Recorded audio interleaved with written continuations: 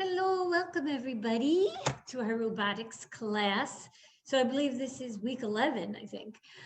So last week we were introduced to our new robotics program that we are using, the VEX Code VR. So I've started going through the curriculum with you guys, and we're starting out pretty slow because I feel like we just need to get comfortable using the program. And also, because the first assignment that I asked you to do was to send me a file here with your code. And this was very important because we are going to be doing different projects in here. And the way that I'm going to be grading you and seeing that you're able to do this is by you sharing the file with me. So I did receive, I would say, let's see, I don't know, I'm looking at it now. I received probably a few from each class. I don't know, not too many, not too many. So I hope that you guys are able to do this. And I'm kind of like a little bit nervous to move on because I feel like we can't move on unless you know how to do the file. So if you did not send me that from the first week, then you have to do that before you move on to the next part of the lesson. And I'm not going to really start with any coding this week because again, I'm not going to start that until you send me the file. So I know that you know how to send the file with the code in it, okay? So we're just gonna go over some of the basic things of using the program this week and some basic concepts that apply to coding and specifically this coding program, right? Coding with the VEX robot. So there's going to be a quiz this week. The quiz is going to be through Google Quiz, and so it will be automatically graded. But my suggestion would be that you take out a piece of paper right now, and as we're going through the lesson, you jot down notes, because you're going to need your notes to be able to complete the quiz. And yes, you can use your notes for the quiz, but again, if you don't take notes, then you're not going to, probably not going to know any of the answers on the quiz.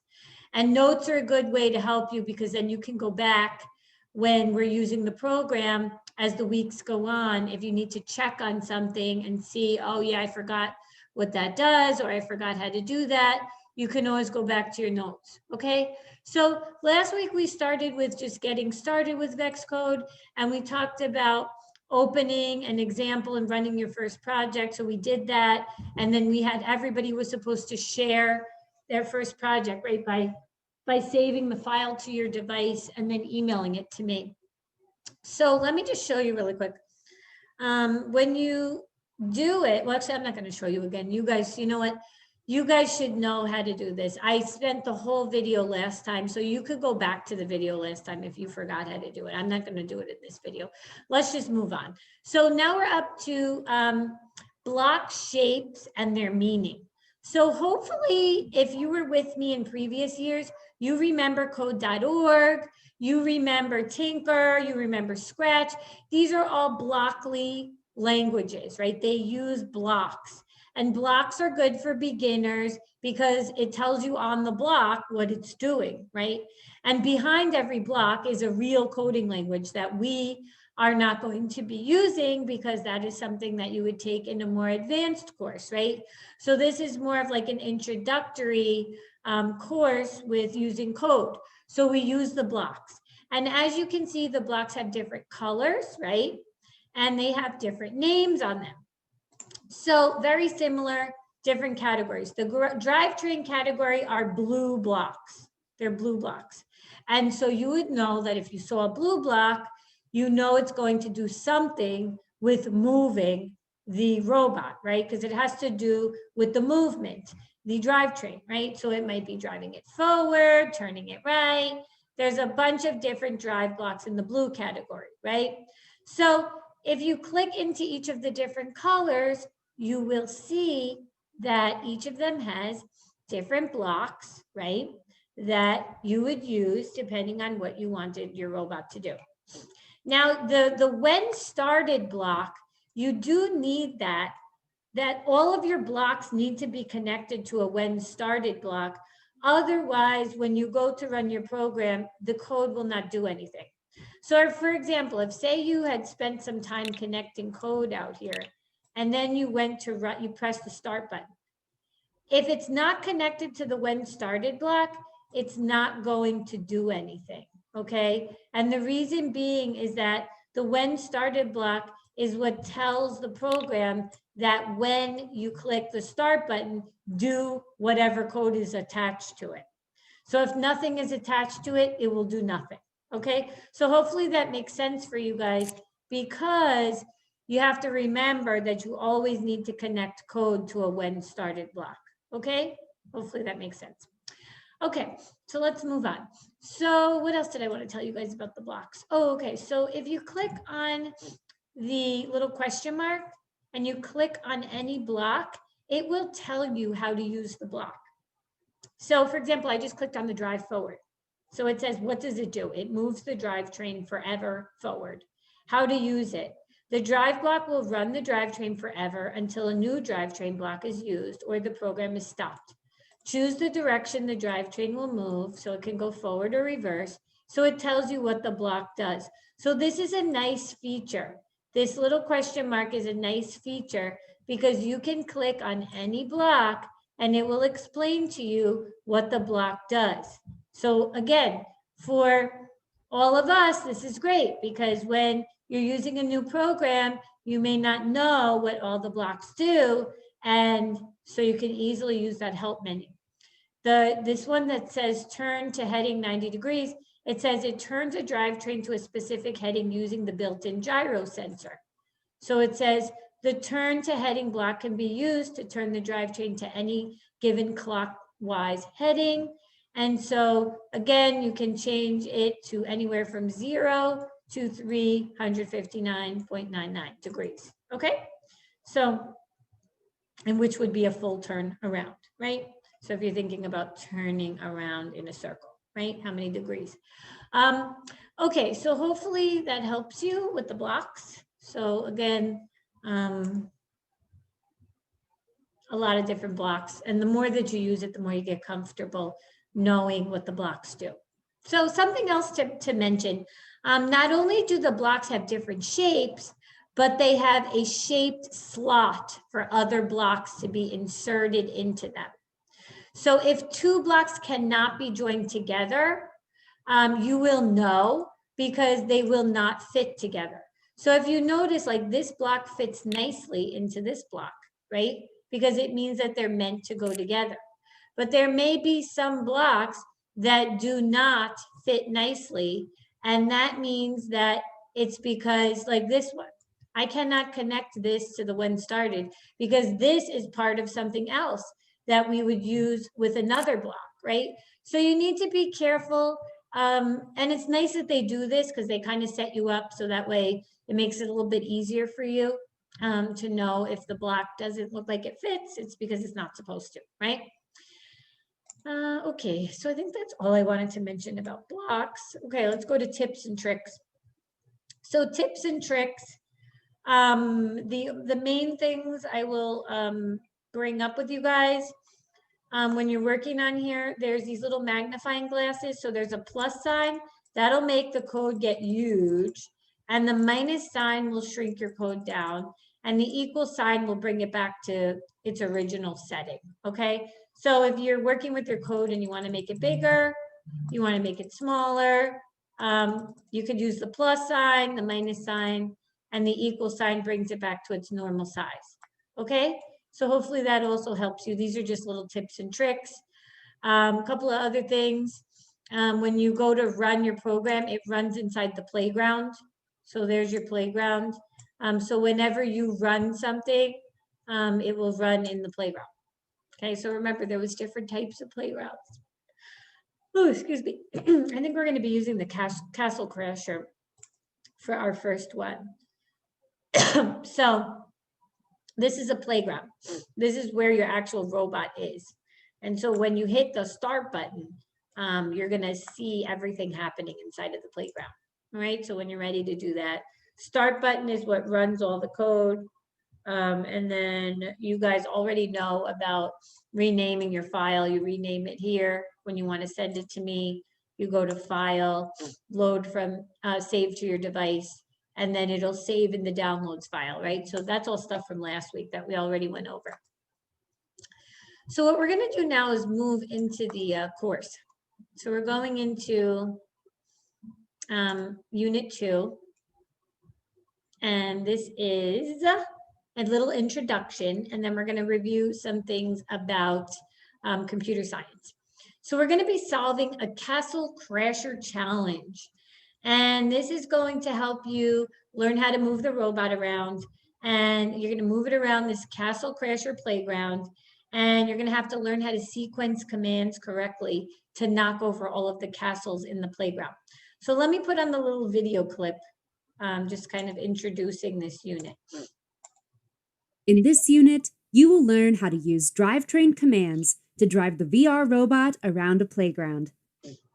A drivetrain is a mechanism made up of motors and wheels that make the VR robot move across a playground.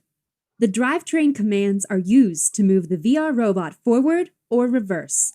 Drivetrain commands can also be used to turn the VR robot left or right.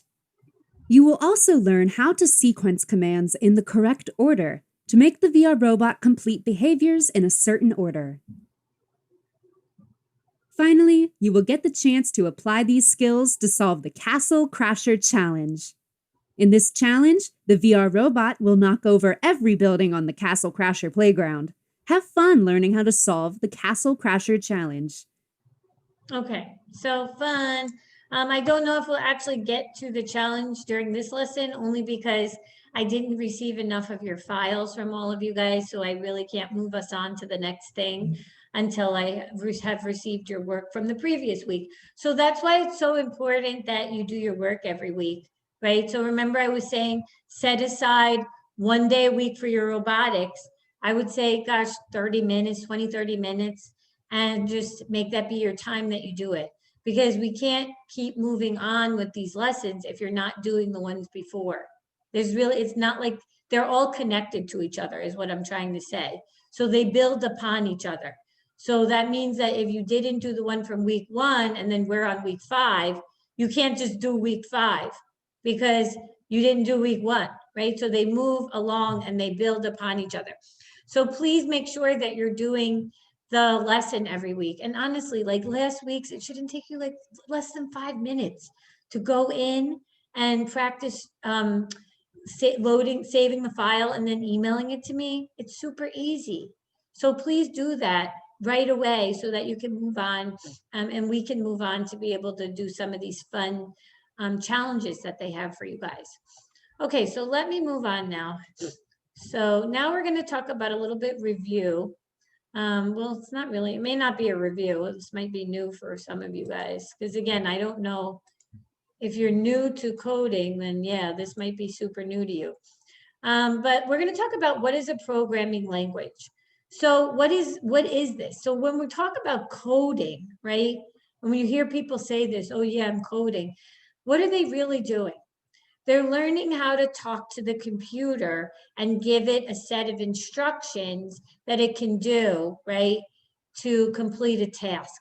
And we're talking about algorithms, right? So I know you've been using this word now for a lot of years, right? Because basically an algorithm is a list of steps that you can follow to finish a task. And that's what you're doing in a programming language, right?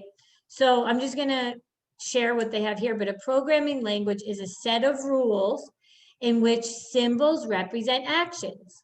Programming languages follow step-by-step instructions that a computer executes in order for a project to run. VexCode VR is the programming language for a VR robot. So this particular program, they call their language VexCode VR. That's what they call their language. Like if you guys remember using Scratch, guess what? The language of the program Scratch, they call it Scratch. And it's blocks. It's the same, it's blocks. They just give it a name. And a lot of these programs are created just for students like you guys who are learning programming, you're learning coding, you're getting more comfortable with these things.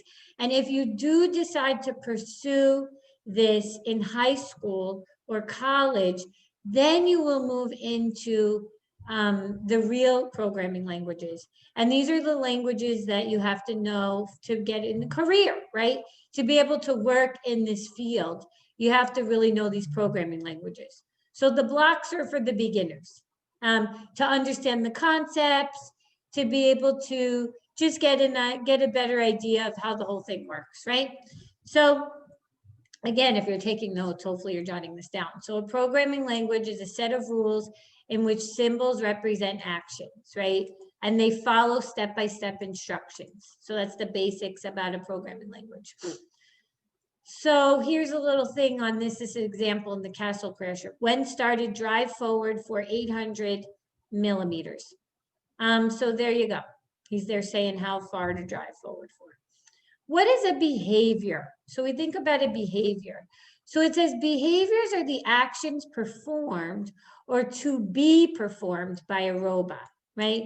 So moving forward, stopping, turning, looking for an obstacle. These are all behaviors. And behaviors are defined by the programming language, right? So again, in these blocks, drive forward, that would be a behavior, right? We're telling the robot to drive forward. To change the behaviors of the VR robot, you can change the blocks in the program. These programming blocks are also called commands. So when you put together all of these blocks, we could say that you're putting together commands. And those are then allowing the robot to do a certain behavior, right? They're following the commands to do the behavior, which is what you want them to do. It's an action, right? So I'm trying to think how I could relate it with you guys. But you know, we talk about like real life algorithms, things we do in real life, right? So if we follow certain behaviors, then we will see a certain outcome, right? So we could make up an algorithm for anything, but if you're taking notes and you're taking them in the right order, then you will be successful on the quiz, right? So you wouldn't be able to just take the quiz without the notes. So so there's a step-by-step process, and it's the same thing when you're working with the coding. It's all about, okay, well, you're not going to just have the robot, you know, get to the, whatever it is, say you needed to get to the star or something in the game. You're not just going to say when started, go to the star. Well, how are you going to get there? You have to drive forward. You have to turn. How long do you have to drive forward for? They need behaviors. They need these commands to then achieve whatever it is that you're asking them to do. Hopefully that makes sense. So there we go. They're highlighting a red box here and they're telling you this is a command that you're having the robot do. So, gosh, I feel like I should probably just stop here. Let me show you guys the quiz. So everybody's going to get a link to this quiz. So what you have to do is you have to put your first name and your last name. And then there are 10 questions on the quiz. They are mostly multiple choice and true, false. So again, if you took really good notes, then all of the 10 questions should be very easy for you. So you need to select one answer and then press the submit button when you're done. When you do that, you will be able, it will automatically score your quiz. You can see what grade you got on it. And that will be the grade that I'll put in for your score for this week. So this week is kind of like a review quiz of our introduction and our lesson 1. And I really would love to move on to the next part. But again, I feel like you guys just aren't ready for that because I didn't get enough of your files from the first week since we started. So what we're going to be doing in lesson 2 is learning how to drive forward and move forward and reverse. And this is going to help us with our little challenge that we're going to be doing. So I would love for us to get into the Castle Crasher challenge and get that done. But again, I need you guys to be cooperating and we have to work together on this, meaning that you have to do your part, right? So I'm preparing these lessons for you guys. And I'm really just going based off of how fast or slow you're moving. So if you guys move super slow and you don't really get stuff done, then we can only go that's the speed we can go for the rest of the year. And it'd be amazing if we could finish through this curriculum, you know, because it's a really great program. There's a lot of fun challenges, coding challenges, but you really need to be doing your part and getting these assignments done every week. So that way, then when you're done with them, we can keep moving on. Okay. So your assignment for this week will be number one. If you didn't finish the first assignment of sending a file to me, you need to do that. And then the second thing is to please take the quiz. So that will be your grade for this week. Take the quiz. And once everybody's done with that, then we will move on to our first challenge, the Castle Crasher Challenge. And hopefully we can do that next week. All right, guys. So I'm going to stop here, and then I'll be looking forward to getting all those emails with your first files, and I'll also be looking forward to your getting your quizzes, and then we'll see you guys next time. Alrighty, bye guys. Have a good week.